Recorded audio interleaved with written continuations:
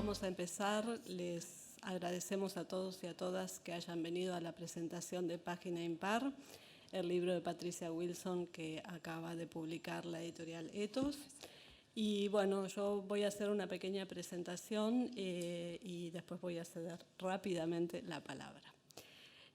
Bueno, como casi todos los que y todas las que están acá saben, Patricia Wilson es el nombre más importante de la traductología argentina, evidentemente, y además es uno de los nombres más importantes de la traductología en español, particularmente de América Latina, ¿no? Junto con los nombres de algunas otras amigas queridas de ella, como Andrea Pagni, Gertrudis Payás o Daniel Zaslavsky.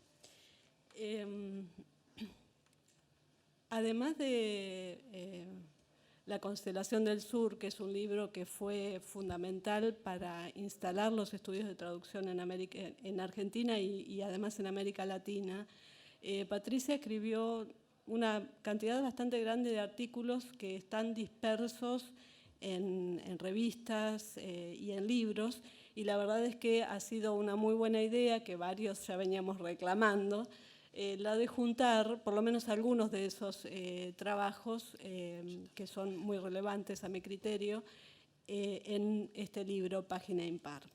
Bueno, pero yo no voy a hablar de eso porque para eso lo tenemos a Santiago Venturini, a quien han invitado las editoras, sino que quería hablar de otra cosa para presentar a Patricia, que es el trabajo que ella ha hecho en forma paralela a la investigación, que es el trabajo de docencia y de formación de nuevos investigadores e investigadoras y de traductores y traductoras. Como ustedes saben, Patricia está trabajando ya desde hace algunos años en Lieja, en Bélgica, y también codirige, también desde hace un par de años, la carrera de especialización en traducción literaria más conocida como CETRALIT, en la Facultad de Filosofía y Letras de la UBA. Pero antes de eso, Patricia trabajó mucho tiempo en Lenguas Vivas, que es una institución no universitaria bastante marginal para el espacio académico, bastante al margen del espacio académico. Y en esa institución ella durante más de una década trabajó formando traductores e investigadores. En Lenguas Vivas, como saben, es una institución pequeña, pero tiene algunos espacios y ella supo aprovecharlos muy bien. Por ejemplo, la cátedra de traductología en el departamento de alemán, en el traductorado en alemán, o el pequeñísimo programa de investigación que tiene en Lenguas Vivas, donde dirigió 2 grupos de investigación. Donde no había un espacio lo fundó, como por ejemplo en el Seminario Permanente de Estudios de Traducción, que fundó en 2004, y allí ella logró nuclear a toda una serie de personas que con el tiempo fueron desarrollando sus propios proyectos. Y quiero recordar algo que generalmente no se recuerda mucho, que es que ella trabajó todos esos años también en el traductorado en francés, y que en el traductorado en francés tenía a su cargo traducción literaria y la residencia en traducción. Y si hago, digamos, ese pasaje por el traductorado en francés, es porque me parece que es el hilo que nos lleva justamente al proyecto de hoy, a que estamos presentando hoy. No se entendería este proyecto si no fuera por el trabajo que desarrolló Patricia en Lenguas Vivas durante tanto tiempo. Porque, bueno, la editorial Ethos fue pensada, digamos, por estas 2 mujeres que están acá, que son discípulas de Patricia Wilson, que se formaron con ellas como traductoras en francés y se formaron como docentes, y las 2 están trabajando, además de la editorial, en el traductorado en francés, justamente en esas 2 cátedras que acabo de mencionar, la de traducción literaria y la de residencia. Y bueno, creo que entonces este libro es la muestra del trabajo de Patricia por partida doble, ¿no? Es la muestra de su trabajo como investigadora y es también la muestra de todos esos años de trabajo, de formación de traductores y traductoras y de investigadoras en el área de estudios de traducción en lenguas, fundamentalmente. Bueno, después las editoras van a mencionar algunos proyectos que hay y ahí verán también que también hay otra gente que trabaja o que está vinculada con la editorial que tiene paso también por la formación con Patricia. Bueno, quería destacar eso como modo de presentarla porque la verdad es que ¿qué otra cosa podría decirlo? Además lo conocen casi todo. Antes de darle la palabra a Santiago Venturini, lo voy a presentar brevemente. Santiago también es una especie de herencia que tenemos de la época en la que Patricia coordinaba el seminario. Santiago presentó su trabajo sobre la traducción de poesía en las revistas literarias en 2010 en el Seminario Permanente de Estudios de Traducción y a partir de ahí quedó ese vínculo. Él trabaja en la Universidad Nacional del Litoral y es un estudioso de la traducción y es un estudioso de la traducción en el ámbito editorial. Y bueno, entonces para presentarlo quería recordar, por ejemplo, el dossier que dirigió en la revista El Taco en la Brea en 2017, que está dedicado a la traducción en el ámbito editorial y se los recomiendo. Bueno, entonces con esto le dejo la palabra a Santiago Venturini.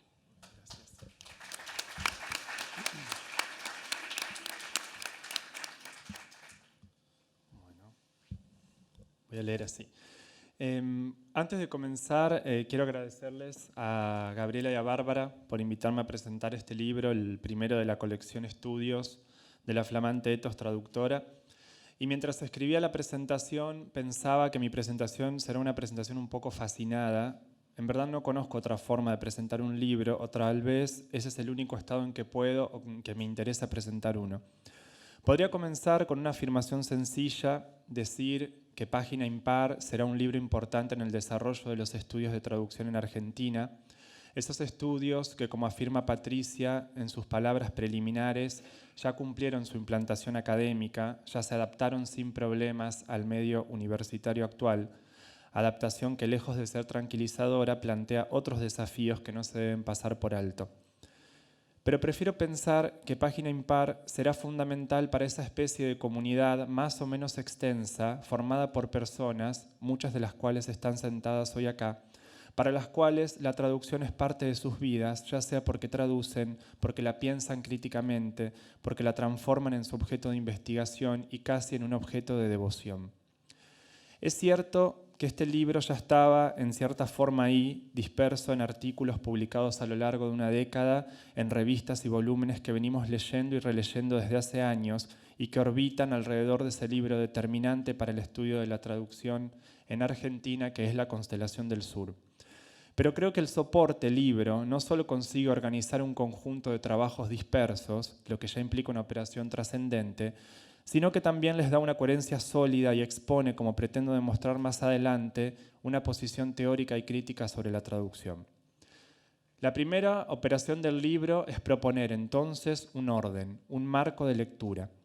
Los 3 apartados de Página Impar, reflexiones teóricas, historia de la traducción en Argentina y figuras de traductor, resitúan cada uno de los artículos y los iluminan según temáticas o problemáticas específicas que no obstante no están aisladas, sino que se intersecan de manera constante. Los trabajos de la primera parte repasan algunas inflexiones del pensamiento sobre la traducción del siglo XX, no solo con el objetivo de la revisión o el balance, sino también de la crítica y la exposición de un modo de pensamiento propio, que recupera determinados aportes de otros enfoques, pienso en la teoría de los polisistemas o en la sociología de la traducción, pero que busca a su vez construir una especificidad propia. Especificidad ligada, lo adelanto, a una obsesión, pensar el vínculo nunca mecánico ni sencillo entre la traducción y la literatura nacional, entre las escrituras de la traducción y lo que Patricia llama, retomando una fórmula borgiana, las escrituras directas. En los trabajos de la primera parte aparecen afirmaciones como esta: la producción de discurso teórico sobre la traducción no puede estar escindida del saber ya construido sobre la práctica en su dimensión histórica. Una afirmación que es congruente con los análisis que expondrán los trabajos posteriores. Entre esas reflexiones teóricas de la primera parte del libro se encuentra La traducción y sus discursos, artículo que retoma el título de una intervención fundamental de Antoine Bergman, ese nombre que brilla en página impar y al que Patricia vuelve a lo largo del libro. La traducción y sus discursos, publicado en 2013, presenta al lector un panorama de los estudios de traducción. Sintetiza décadas de pensamiento sobre la práctica y explora algunas de las inflexiones de este pensamiento, el giro cultural, el giro ficcional, el giro traductor, y de las nociones que marcan el estudio de la traducción en la actualidad, como por ejemplo una noción muy cara, para mí muy importante, como la de política de traducción. Los trabajos de la segunda parte se concentran en el paso del siglo XIX al XX, y en especial en la primera mitad del siglo pasado, cuando la historia de la traducción se escribe en revistas literarias y culturales como Caras y Caretas o Sur, colecciones de literatura extranjera como la Biblioteca de la Nación, proyectos editoriales como Tor o Sur. Los trabajos de este segundo bloque parecen tener una apuesta en común: dar cuenta de una transformación fundamental en el estatuto de la traducción en Argentina. En la sucesión de revistas literarias y culturales, colecciones de literatura extranjera y proyectos editoriales, en el salto de Caras y Caretas a Sur, de la Biblioteca de la Nación a El Séptimo Círculo, estos trabajos registran una transformación crucial, el pasaje de una intención pedagógica a una intención estética. La literatura extranjera en traducción, que estaba ligada a una ambición edificante y educadora, que era el fundamento simbólico, como lo dice Patricia, y se relacionaba con un proyecto de nación, se transforma en un periodo que puede ser fechado con bastante exactitud en algo diferente. Como lo señala Patricia, la literatura traducida llena sobre todo funciones literarias, ya no es la peripecia el elemento edificante, no es a través del reconocimiento del lector en el héroe novelesco que la literatura cumple con su misión enaltecedora, sino a través de una forma. Esta es la misma transformación que en otro trabajo aparecerá enunciada como el pasaje de la función heterónoma a la función autónoma de la traducción y que acarrea una modificación en la función de la literatura traducida, pero también en la selección de los textos y las estrategias de traducción. Lo que permite afirmar, como lo hace Patricia, que la especificidad de la literatura traducida no se halla en el proceso de traducción, sino más bien en el modo en que el producto, la traducción, funciona en la literatura receptora o en la cultura receptora. Los trabajos de la tercera parte, Figuras de traductor, exploran diferentes perfiles de traductor, desde los gentleman traductores o importadores, los traductores letrados, como José Martí, Bartolomé Mitro, Lucio Mansilla, hasta la traductora yoica, que es Victoria Ocampo, y el traductor del Ulises de Joyce, José Ala Subirat, leído por Juan José Saer.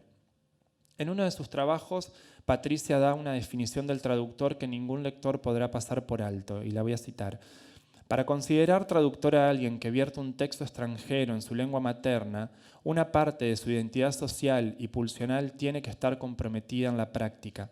Llamar traductor a quien episódicamente, a quien traduce episódicamente o a quien tenga apenas un título habilitante es caer en la insignificancia. La cita nos lanza al último texto de Página Impar, Translaturire, Espacios del Deseo y de la Militancia en la Traducción, donde ese término, ubicado al lado de scripturire, define el querer traducir, la pulsión por traducir, que se opondría a las representaciones sociales sobre el acto de traducir, con frecuencia peyorativas. El translaturire con el que se cierra Página Impar es entonces un orden del saber que solo puede ser sostenido por el traductor y que Patricia analizará en dos espacios, el deseo y la militancia.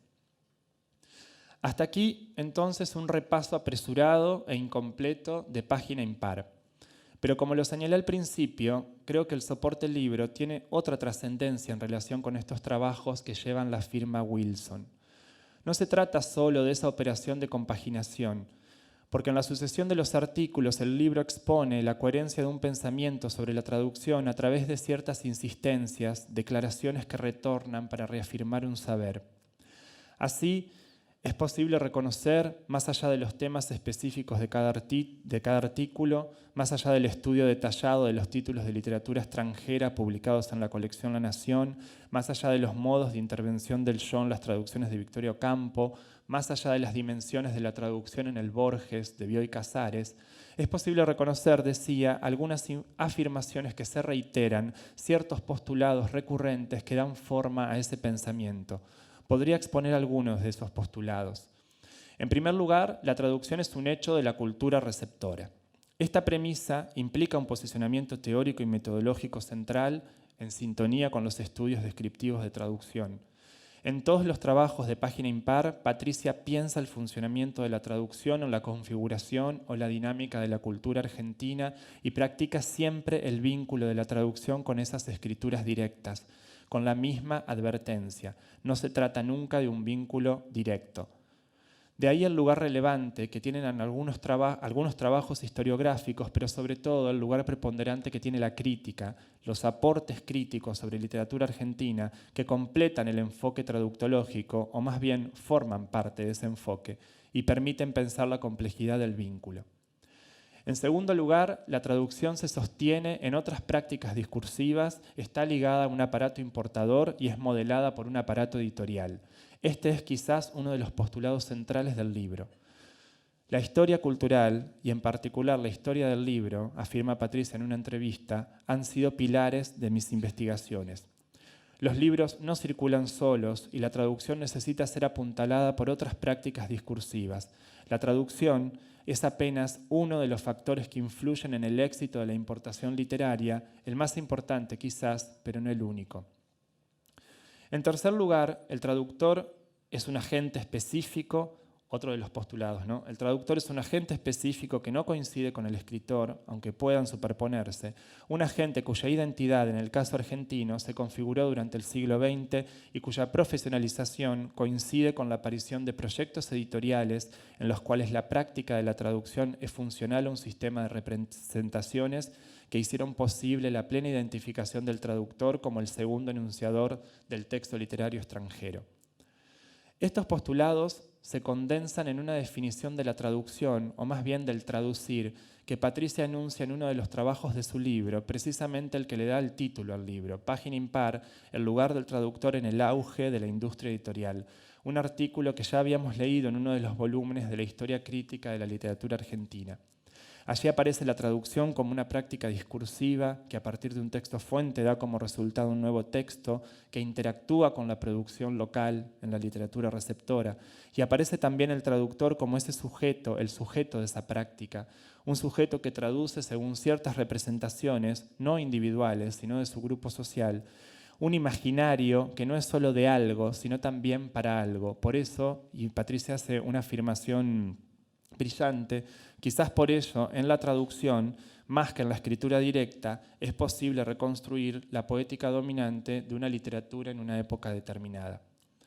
Otro de los postulados de este libro, de carácter general, un postulado que aparece explícitamente enunciado en algunas páginas, pero que es actualizado sobre todo en la escritura, en la perspectiva de análisis que proponen estos artículos, es la necesidad de pensar más allá de la facilidad de los lugares comunes sobre la traducción, de lo que Patricia llama la crítica doxal, para poder construir un saber diferente que no solo logre sacar a la traducción de los esquemas y las antinomias que la dominaron históricamente, sino que la vuelva también una práctica plena de sentido, definitiva en más de un aspecto.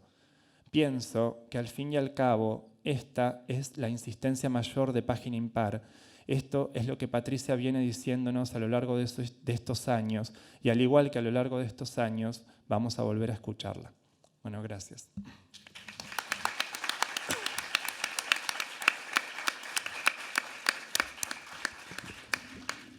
Gracias, Santiago. Bueno, entonces vamos a volver a escucharla.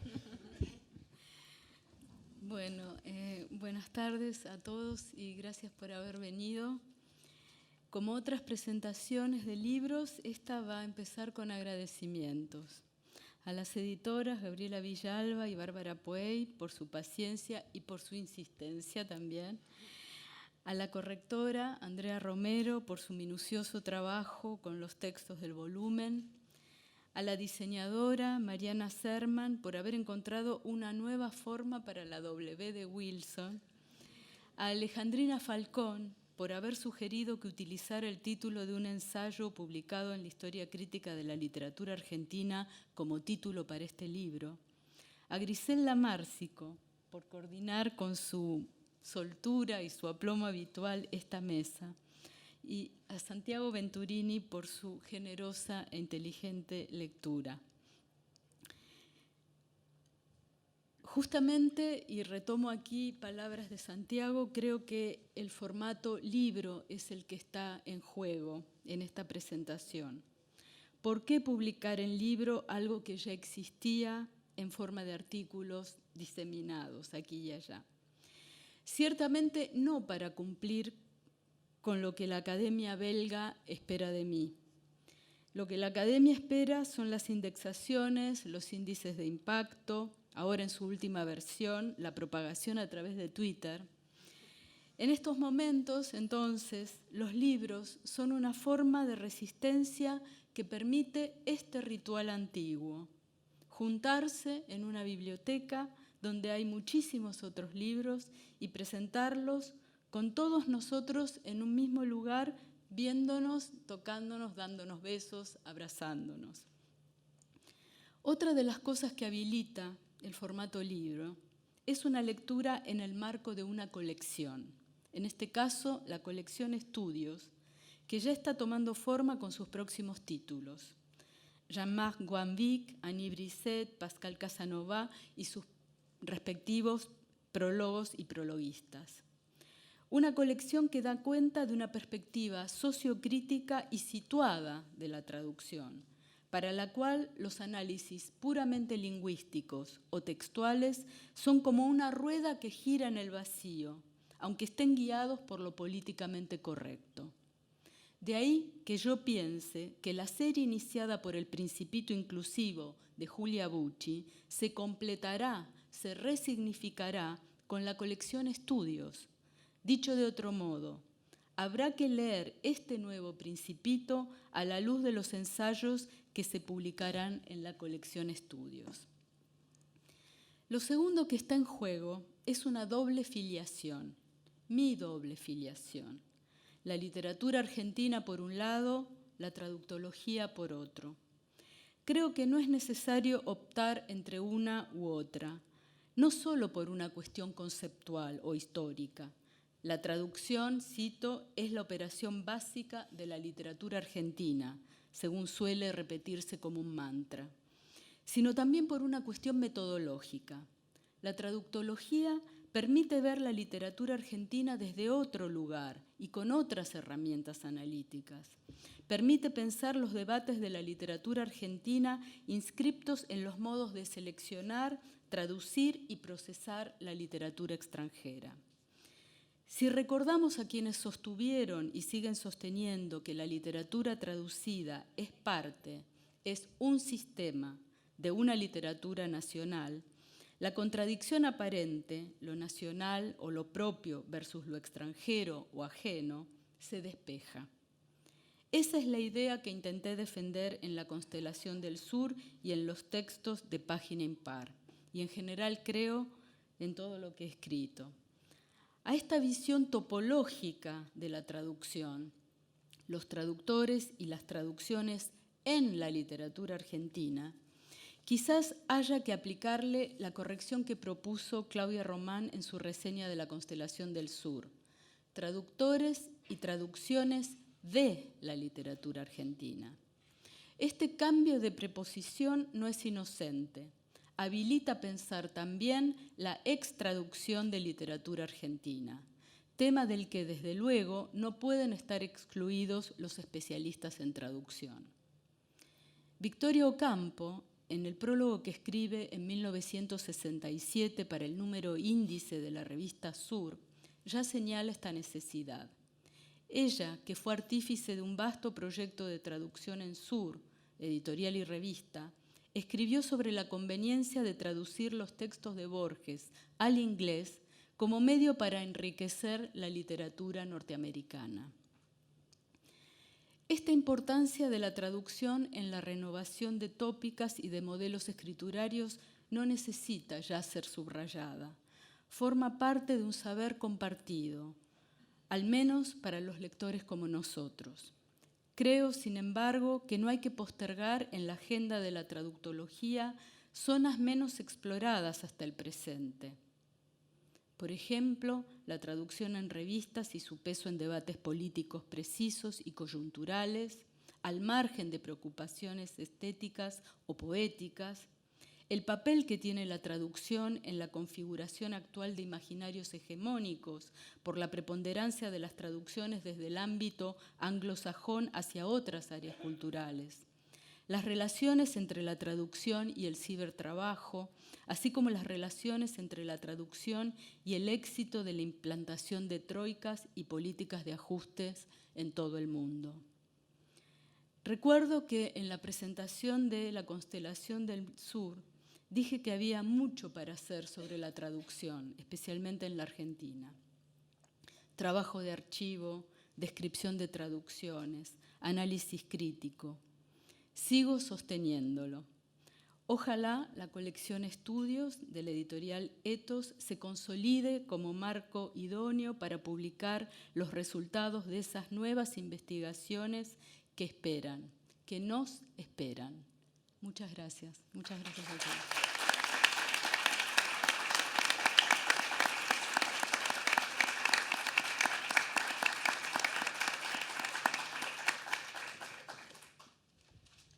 Bueno, muchas gracias, Patricia. Y tenemos tiempo, así que si quieren hacer comentarios o preguntas, está Fernando que puede ir con el micrófono, acercarlo.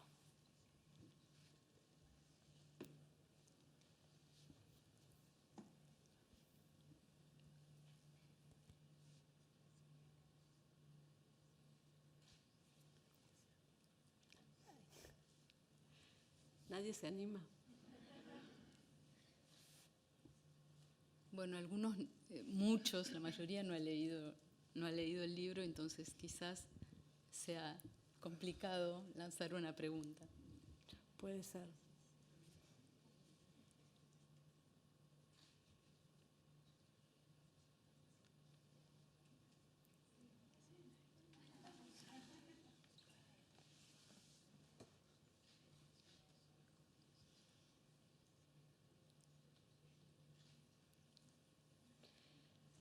Bueno, no sé si nadie... A ver.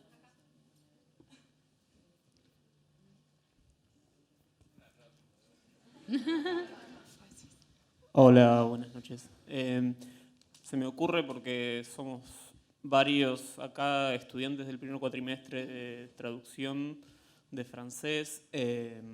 Nos incentivaron mucho a venir porque estaba Patricia Wilson. Y quizás puedas darnos alguna línea a todas las personas que estamos acá, que estamos empezando estudios de traducción, para aprovechar que estamos en la misma sala en la presentación de un libro y, como dijiste, repitiendo el ritual del encuentro cara a cara.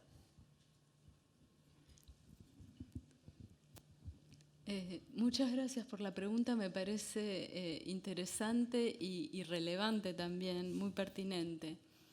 En primer lugar, yo creo que si están en el traductorado, están formándose como traductores, ¿verdad? Ese es el. Entonces, lo primero que se me ocurre es que nunca piensen que la práctica de la traducción se basta por sí misma y que toda reflexión histórica, contextual, teórica o crítica es una pérdida de tiempo o es, sí, básicamente una pérdida de tiempo en el proceso de formación como traductores. Yo creo que es fundamental y eso es lo que he tratado de inculcarles a mis estudiantes. Hay muchos estudiantes, ex estudiantes míos aquí, y lo que he tratado de inculcarles es, o sugerirles o decirles, es que efectivamente la reflexión crítica, la reconstrucción histórica, el interés por el contexto, el interés por desesencializar la reflexión sobre la traducción. Es decir, no hay una sola forma de pensar qué es una buena traducción. Todo eso me parece que ha sido el sustrato un poco machacón, creo, de mis clases en el Lenguas Vivas. Algunos lo recordarán. Entonces, una respuesta directa a lo que me preguntás es eso, es acompañar la formación práctica de la traducción con esa otra área de reflexión, de estudio, de investigación también. Sobre todo en la Argentina. Sobre todo en la Argentina, como les decía, hay mucho trabajo de archivo por hacer, hay mucho todavía por estudiar.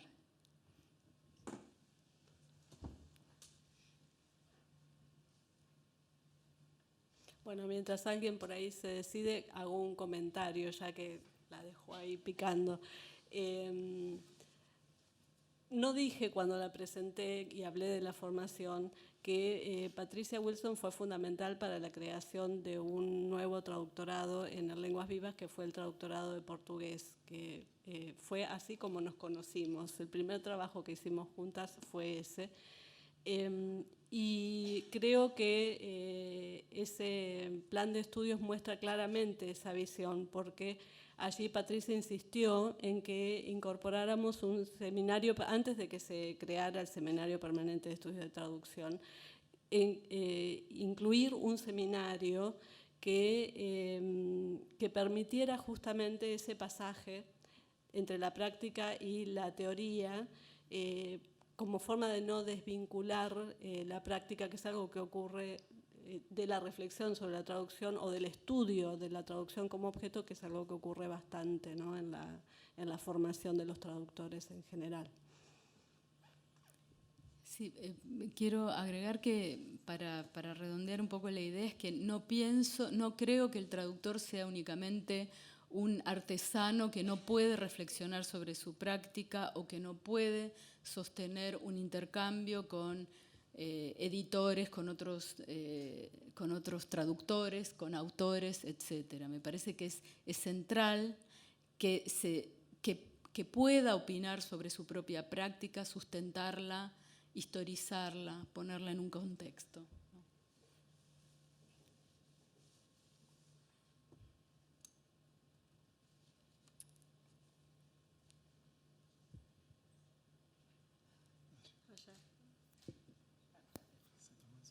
Sí, sí. Bueno, hasta que se aflojan un poquito. Hola, bueno, primero muchas gracias por la presentación. Estoy muy contenta de estar aquí. Yo soy de México y bueno, he notado que en su presentación usted mencionó mucho, hizo mucho énfasis obviamente en Argentina, ¿no? Partiendo también de esta idea de que el trabajo de la traducción siempre tiene que estar situado social y geográficamente, ¿no?, históricamente también. Y entonces me quedo pensando, no sé si mi pregunta venga al caso, si estamos hablando de Argentina, pero me gustaría saber qué opina usted, si tiene alguna percepción o una impresión acerca de la labor de la traducción en México. Porque, bueno, yo estoy como apenas adentrándome en este mundo y, bueno, yo tengo una fascinación por la tradición que ustedes tienen, literaria, que está bien intrincada con la labor de traducción desde siglos, desde hace siglos, y que también relaciona un poco con el contacto que ustedes tuvieron con muchos pueblos, ¿no?, con todas las migraciones desde el siglo XIX, incluso antes, y nosotros, por otro lado, no lo tuvimos tanto con los europeos, sino más bien fue una cuestión de la población originaria de allí y los españoles. Gracias. Sí, muchas gracias por la pregunta. Efectivamente, mis trabajos se centran en la historia de la traducción en Argentina, pero apenas uno mira qué sucede o qué sucedió en otros países como Chile, Colombia, México, se advierten paralelismos más que significativos. Obviamente, desde el punto de vista etnográfico, cultural, etcétera, México y Argentina tienen historias diferentes. Pero en el caso de la traducción, incluso en publicaciones periódicas, hay muchos paralelismos. En primer lugar, ese paralelismo se da con países en los cuales la industria editorial tiene cierto peso. Por ejemplo, México es un caso, Colombia es un caso, Chile, Argentina. Y después también hay paralelismos para establecer en los momentos de vanguardia. Por ejemplo, se puede pensar en la relación entre las traducciones en Martín Fierro y en la revista Los Contemporáneos de México. Entonces, si bien las historias son diferentes y no se pueden hacer homologías rápidas, es cierto que hay momentos de la historia, sobre todo en el siglo XIX, principios del siglo XX y aún más cercanamente a nosotros, donde pueden establecerse continuidades más que diferencias. Por ejemplo, en el caso de las políticas estatales para propiciar la traducción de textos extranjeros, México ha sido un país muy activo. Y por otra parte, viniendo ya directamente a las últimas décadas, bueno, hay formaciones muy importantes de traductores en México. Está la AMETLI, que es la Asociación Mexicana de Traducción Literaria, que tiene miembros muy activos, y está el Encuentro de Traductores Literarios que se organiza anualmente en México y desde hace más de 25 años, y creo que eso muestra un campo muy dinámico, muy activo de interés por la traducción literaria en México. O sea que podemos centrarnos en las diferencias, pero también las similitudes o los paralelismos, sobre todo en determinados momentos históricos de América Latina, creo que también vale la pena rescatarlos y señalarlos, sin duda.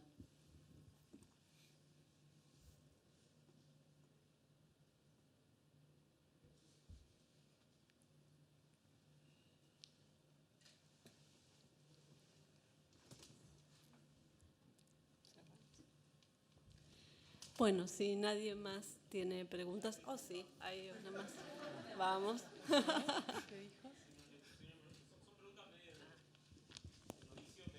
No.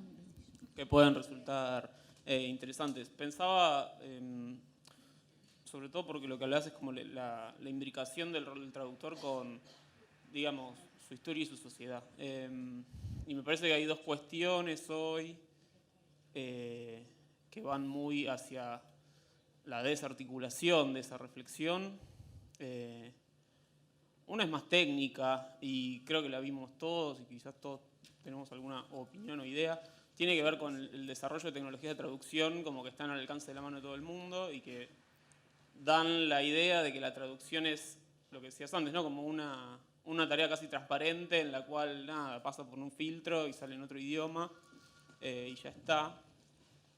Y ese como un proceso, no sé si técnico, tecnocrático, o como querramos llamarlo, que como desarticula este vínculo del traductor con su historia, con su pueblo, con su país. Y el otro, digamos, es estatal y tiene que ver con la Unicaba, acá en Ciudad de Buenos Aires, y un proceso también, quizá no tengo la pregunta formada, pero sí van en una vía similar y me pregunto un poco también cuál es el espacio de resistencia política del traductor, qué tipo de, no sé si llamarlo amenaza, representa en este contexto. Si tienes alguna reflexión al respecto. Sí. Son medio dos preguntas que Sí, son dos parecen, preguntas pero totalmente distintas, pero que creo que las puedo apuntan responder vos. a algo bastante similar. Bueno, todos saben, todos conocen la existencia de los traductores automáticos que están disponibles en Internet hace bastante tiempo. Ahora con los nuevos traductores automáticos neuronales. Yo lo que creo es que la traductología o los especialistas en traducción e incluso los formadores de traductores no pueden limitarse a pensar que los traductores automáticos traducen mal y que por tanto hay que perfeccionar las tareas de postedición del producto de los traductores automáticos. Yo creo que hay preguntas mucho más profundas y mucho más urgentes que hay que plantearse. Por ejemplo, la relación entre los traductores automáticos y la inteligencia artificial, la relación entre los traductores automáticos y Silicon Valley. Es decir, hay como todo un contexto actual en el cual estas cuestiones no sé si se están planteando... no sé si se están planteando con esta profundidad por parte de los traductores. Yo lo que veo, pero puedo equivocarme, yo lo que veo es que hay una reacción que tiende a decir, bueno, los traductores automáticos no traducen bien o los resultados no son perfectos, siempre va a estar el traductor como creador, la creatividad humana es lo principal. Por supuesto, desde luego que es admisible ese discurso. Pero también me parece que hay toda una presión contextual en este momento que debería llevarnos a problematizar la relación entre la máquina y el hombre, toda la cuestión del transhumanismo, la hipótesis de la singularidad, hasta dónde la máquina y el hombre van a colaborar o van a colapsar. Siempre se cita esa famosa frase de Stephen Hawking que dice, bueno, la máquina va a evolucionar hasta un momento en el cual la especie humana tenga que ser considerada como especie en peligro. Y yo creo que esa reflexión también hay que darla. No solamente desde el punto de vista práctico, más superficial sobre cómo traducen los traductores automáticos. Hay algo de la imposición de ciertas tecnologías, de Google, sí, perdón, tuve una muletilla en francés. GAFA, Google, Amazon, Facebook, Apple. Eso también está influyendo en los modos en que se imagina o se representa la tarea del traductor. Saben que hay algunos países en los cuales la matrícula, o sea, la cantidad de estudiantes en traductorados ha disminuido porque piensan que es una profesión que ya fue, porque están los traductores automáticos. Bueno, no, justamente son los traductores los que tienen que señalar, por un lado, las cuestiones más de cohesión textual, más formales de los problemas de los traductores automáticos, y también me parece que son los traductores o los traductólogos los que tenemos que pensar qué intereses económicos hay detrás de eso. Por eso yo decía, una de las tareas que debería darse la traducción es pensar la relación entre la traducción y el cibertrabajo, la traducción y la inteligencia artificial, la traducción y la hipótesis de la singularidad, etc. O sea, eso es algo sobre lo cual hay que reflexionar. Con respecto a la segunda parte de tu pregunta, es una pregunta, a ver, ¿cómo podría decirte? Más coyuntural, porteña y muy situada. Yo creo que hay una resistencia contra la UNICABA. Y ahí me parece que los traductores o los formadores en traducción pueden hacer causa común con otros formadores de otras instituciones de la ciudad. Ahí me parece, no digo que nos diluyamos, pero pienso que ahí hay que, como se dice en francés, tisser les luttes, ¿no? Entretejer las luchas y hacer causa común contra la UNICABA. No sé exactamente en qué punto está el proyecto en estos momentos, y si cabe que haya una imposición de esta nueva estructura en la ciudad. No sé si es posible todavía revertir, no lo sé.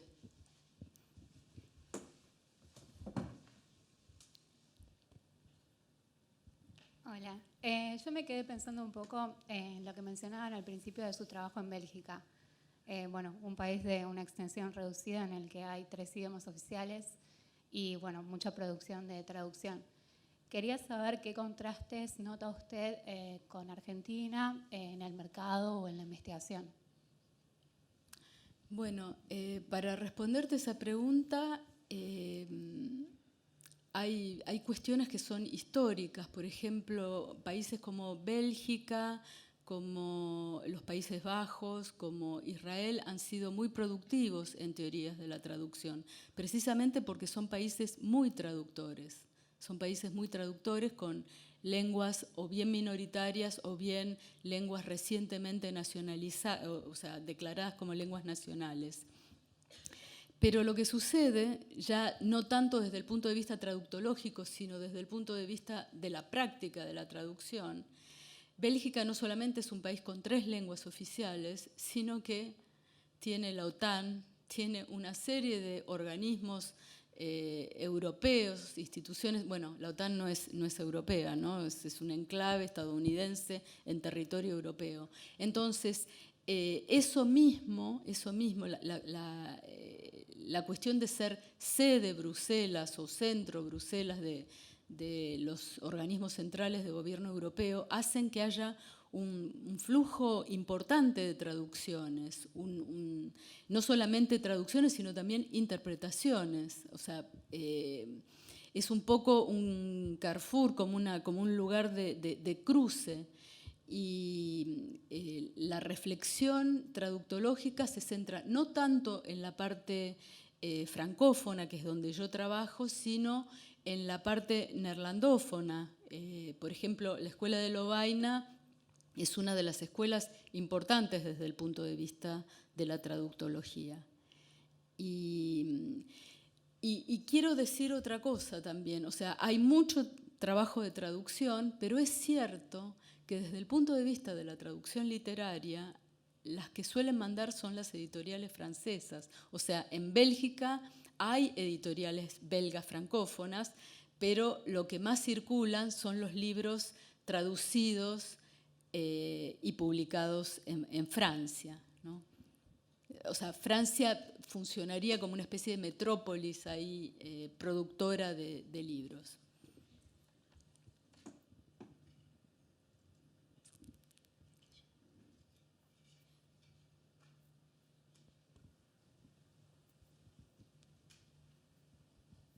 Hola, buenas noches.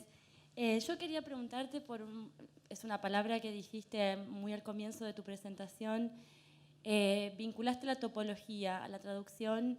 Quería preguntarte el alcance con el que pensabas esa palabra y en relación a la reflexión sobre la práctica, si lo tomabas como una disciplina útil al momento de reflexionar sobre la práctica de la traducción y si sí, cuáles otras podrían ser, digamos, desde dónde reflexionar sobre la práctica, digamos, porque también dijiste, bueno, no puede limitarse a ser un artesano de la palabra.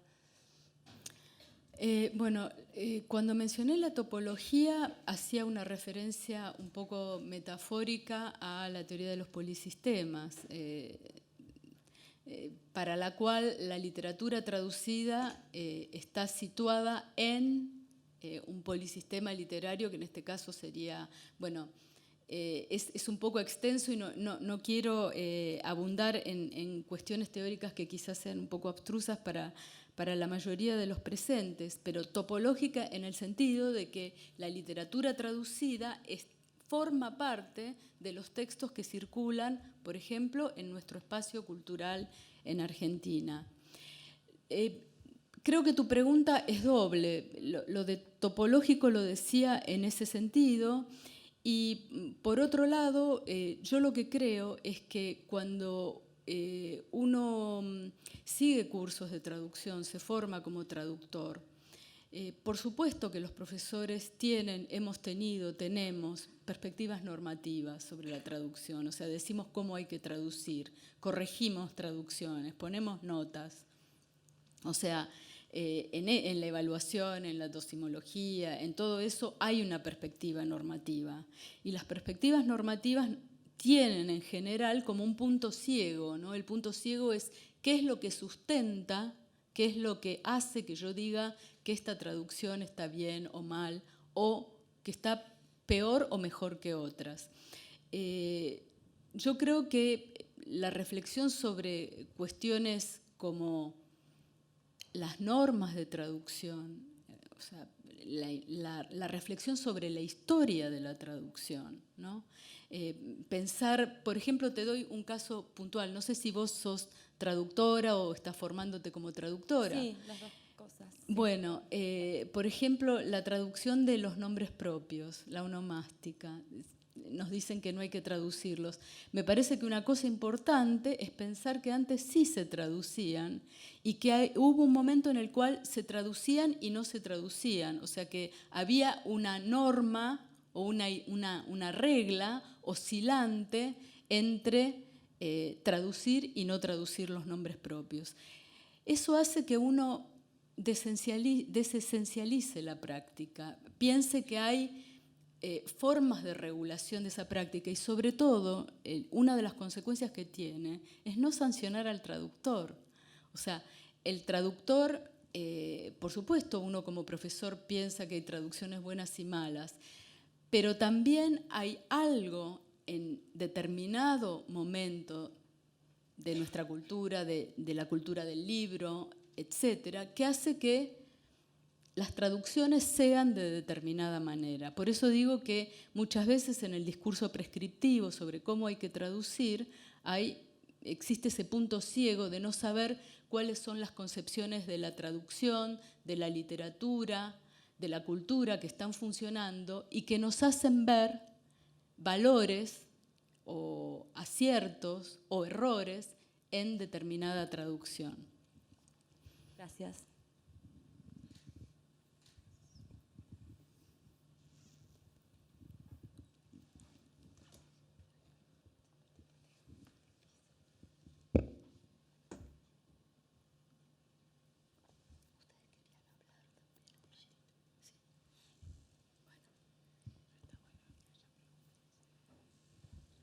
Buenas noches. Buenas noches. Bueno, justamente ayer en clase hablaba acerca de los traductores automáticos. A mí me producen una fascinación muy particular. Me gusta mucho jugar, hago pruebas, por ejemplo, pongo el texto en castellano, veo que da en francés y luego lo retomo en francés y veo si me da lo mismo castellano, por supuesto que no. Me parece que la fantasía del traductor automático responde a una cierta idea del traductor. El traductor como un medium, ¿no? O como una figura oracular a través de la cual alguien habla, ¿no? O hay un texto poético o literario que es hablado. Y esto se condice o se confirma en mi experiencia como traductora en los múltiples olvidos u omisiones del nombre del traductor. Lo que, bueno, me gustaría preguntarte, Patricia, es lo siguiente. ¿Pensás que el traductor debe permanecer, el traductor literario, ¿sí? Debe permanecer como una figura fantasmática, aunque por supuesto no cabe duda de que el traductor es autor de su traducción, no lo estoy negando en absoluto, todo lo contrario. Pero ¿no debiera acaso quedar el traductor como una presencia fantasmática? Pienso en esas ediciones de libros de los años 30, 40, incluso posteriores, donde se omitía el nombre del traductor. No quisiera llegar a ese punto, pero ¿qué relevancia tiene el nombre del traductor en el momento de optar por ponerlo en valor o bien reducirlo a una página donde se lo menciona con letra chica? Bueno, no sé si todos están al tanto de por qué Página Impar. Página Impar es la página destacada en la que en la década del 40 empiezan a ser mencionados los traductores. Yo lo que creo es que después de las teorías de la enunciación del siglo XX ya no podemos ni omitir, ni silenciar, ni dejar al traductor en una zona fantasma, porque de hecho toda enunciación, y sobre todo una nueva enunciación como es la traducción, está situada en un lugar y en un espacio diferentes de cuando fue enunciado el texto fuente. De todos modos, para responder a lo que vos decís, yo creo que el lugar del traductor es solidario también con concepciones de la literatura que circulan en un momento dado. Es decir, cuando la literatura, lo dijo Santiago en su presentación, cuando la literatura era importante como factor edificante o moralizante y no tanto por la cuestión formal, ahí el nombre del traductor podía, digamos, no molestaba que fuera silenciado. De todos modos, cuando se hacen relevamientos de colecciones de libros, ahí se ve que no es en todos los casos en que la omisión del nombre del traductor se produce. Pero no veo por qué silenciar el nombre del traductor. No, perdóname, no me refiero a silenciarlo, entonces, sino a dejarlo simplemente mencionado en la página de y legales. no ponerlo, por ejemplo, me refiero a, te hablo de mi experiencia, no invitarlo a la presentación del libro que tradujo. Pero no me pasó una vez, me pasó, creo que casi todas las veces que traduje un libro. O sea, para empezar, ¿no? Bueno, porque hay una fantasía. Yo cuando pienso en lo fantasmagórico de la figura del traductor, es porque existe la fantasía, que no sé muy bien, no la puedo situar aún, de que el libro se tradujo solo. Es algo que muchos quisieran. A esto voy. Bueno, a que el traductor es una figura molesta y que no sabemos dónde ponerla. Bueno, depende. A veces los traductores tienen un peso propio importante. Como ustedes saben, a veces el traductor tiene como un lugar más importante en la cultura receptora que ese autor del texto extranjero y por tanto le transfiere una parte de su legitimidad a ese autor extranjero. Pero eso que vos decís es solidario con una figura fuerte de lo que es el autor. Por ejemplo, en los adelantos que se publican en los suplementos culturales de los diarios, muchas veces se omite el nombre, pero muchísimas veces se omite el nombre del traductor. Entonces, ahí lo que ocurre no es que el libro se traduce solo, es como si el autor se hubiera autotraducido, como si no hubiera existido esa nueva enunciación. Hacer de cuenta que el libro, no sé, Roland Barthes escribió directamente en español o... Sí, hay una fantasía de ese orden, a eso voy. Bueno, por eso yo creo que los estudios, estudios sobre la traducción, y aquí hay varias personas que publican sobre la traducción, sobre la traductología, sobre historia de la traducción en Argentina. Todo eso sirve para sacar al traductor de la zona fantasma a la que vos aludís y ponerlo en otro lugar como agente muy importante en las interacciones entre espacios culturales. Por supuesto que hay algunos autores teóricos que piensan que una parte, un modo de hacer salir al traductor de esa zona fantasma es que el traductor elija determinadas estrategias de traducción, ¿no? Disruptivas o que utilicen neologismos. Por ejemplo, Lorenz Venuti es uno de los que propicia esta salida como para volver visible al traductor. Otra posibilidad es escribir prólogos de traductor. Sí, Otra me parece posibilidad. una buena estrategia. Sí, la palabra estrategia uno puede ponerla entre varias comillas porque la estrategia indica una deliberación muy fuerte. Yo creo que por todo lo que se ha dicho aquí, los contextos históricos, discursivos, hacen que las estrategias nunca sean completamente libres de ese contexto. El contexto imprime ciertas restricciones, el contexto hace que traduzcamos de determinada manera.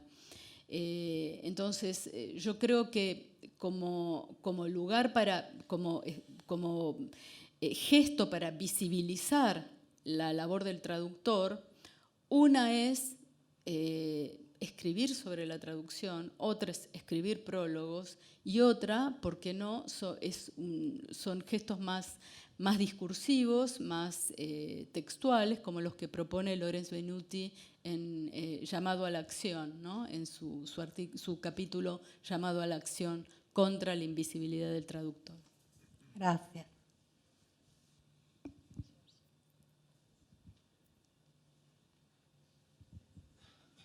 Bien, Patricia, yo te quería preguntar que vos muchas veces hablaste de la relación entre traducción y militancia y qué implica para vos publicar en una editorial de traductoras.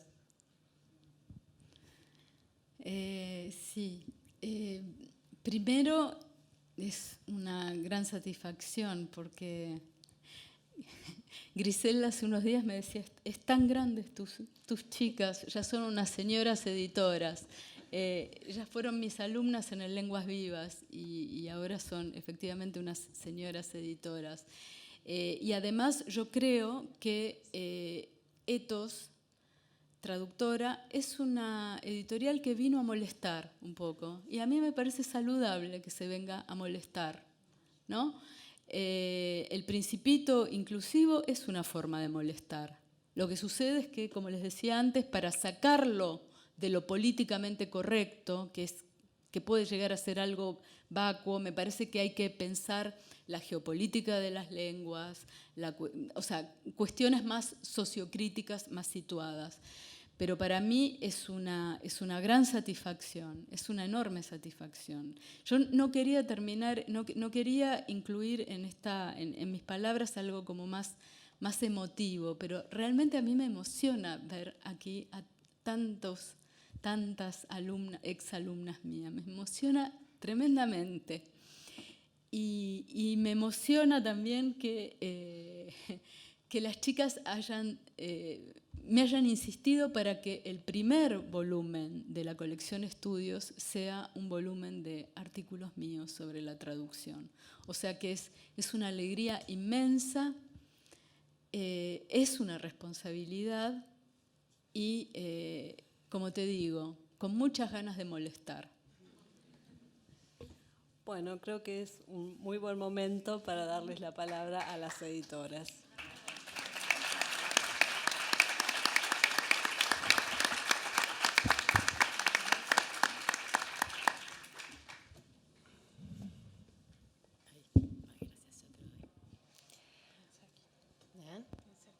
Sí. Bueno, buenas noches. Yo voy a hablar un poco más brevemente. Patricia me dejó ahí picando varias cosas y Griselda antes también. Bueno, en la importancia que tienen Lenguas Vivas en todo esto, digamos, y Patricia, por supuesto. Digamos que sí, Patricia siempre machacó estas ideas, ¿no?, de problematizar discursos naturalizados, de cuestionar representaciones, definiciones esencialistas. Bueno, y un poco eso tiene que ver con esta colección. Bueno, hace 15 días, más o menos, 2 semanas en el SPET, también Patricia decía que como forma de resistencia podíamos enseñar, alentar el pensamiento crítico y hacer traducciones de textos críticos al castellano. Bueno, estamos por ese camino, digamos. Bueno, ya contamos un poco los próximos títulos de la colección Estudios. Tiene 3 series.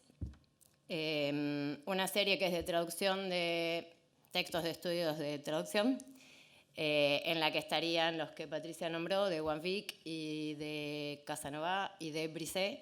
Por ahora tenemos esos 3 en marcha, digamos.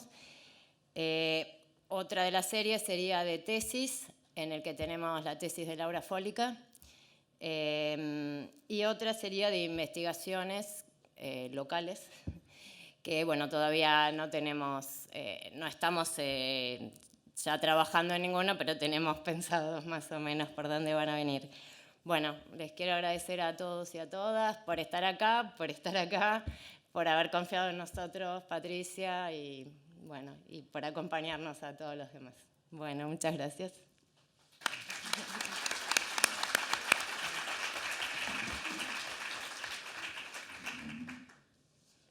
Bueno, yo sí soy muy emocional y me cuesta salir de ese lugar, así que con mucha emoción y agradecimiento voy a leer unas palabras que tienen que ver básicamente con el agradecimiento. A Patricia por todo, por confiarnos su libro. Es un privilegio enorme para nosotras y una emoción muy grande que nos lo preste para inaugurar esta colección, que nunca habría sido sin su clara influencia. Fue un placer enorme idearlo, editarlo, pensarle un diseño, revisarlo 1000 veces, ultimar detalles. Gracias a Santi por la seriedad de su trabajo, por la energía y el entusiasmo, a Griselda Márcico y a Uwe Shor por el acompañamiento y el aliento desde el primer día en que les contamos el proyecto editorial, a quienes hacen Ethos Traductora todos los días en orden alfabético, a Mónica Ayala, a Ferbucci,